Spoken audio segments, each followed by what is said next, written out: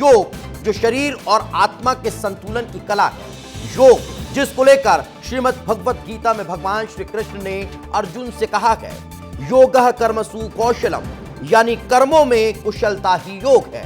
लेकिन मध्य प्रदेश की सियासत में बीजेपी और कांग्रेस का अनुलोम विलोम बिगड़ता जा रहा है। योग के जरिए शरीर आत्मा तो ठीक, वोट और राजनीति का संतुलन बनाया जा रहा है। चारों तरफ मेरा नेता सबसे फिट का राग अलापा जा रहा है। पर क्या योग पर सियासत एक संयोग है या योग के जरिए सियासत का नया प्रयोग मध्य प्रदेश में हो रहा है? हर सवाल का जवाब जानेंगे, लेकिन पहले एक रिपोर्ट दिखा दें।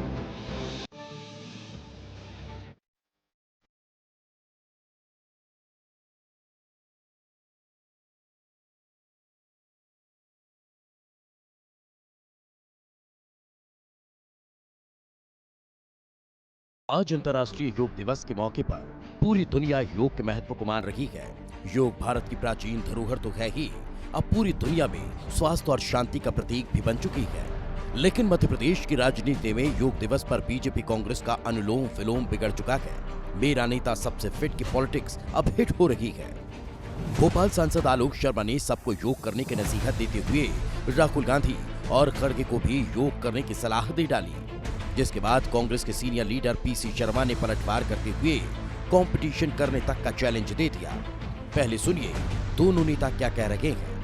योग जो कोई भी करेगा, किसी भी राजनीतिक दल का व्यक्ति करेगा, मैं तो खड़गे जी से भी कहना चाहता हूं, वे भी आगे आए, राहुल गांधी जी भी आए और अच्छा सा स्वस्थ रहें, प्रसन्न रहें। योग को हर व्यक्ति को अपनाना चाहिए। योग करोगे तो मन मस्तिष्क भी आपका स्वस्थ रहेगा। कांग्रेस पार्टी के नेता फिट हैं, योगा करते हैं, दिखावा नहीं करते, घर में करते हैं। चैलेंज है भारतीय जनता पार्टी के सभी नेताओं को कि वो फिटनेस के मामले में राहुल गांधी जी से मुकाबला कर ले। कन्याकुमारी से कश्मीर तक 35 किलोमीटर पदयात्रा की है कोई नेता हिंदुस्तान में जो बीजेपी करे? सुना आपने किस तरह योग पर सियासत जारी है। ऐसे में नेता प्रतिपक्ष उमंग सिंगार अपना अलग राग आलाप रखेंगे। सुनिए आखिर वो क्या कह रहे हैं। योग दिवस को लेके न सरकार के पास बजट है, न सरकार के पास विशेषज्ञ है। लेकिन जब सरकार और मंत्रियों को योग करना है तो योग तो कर देते और ब्रांडिंग कर लेते।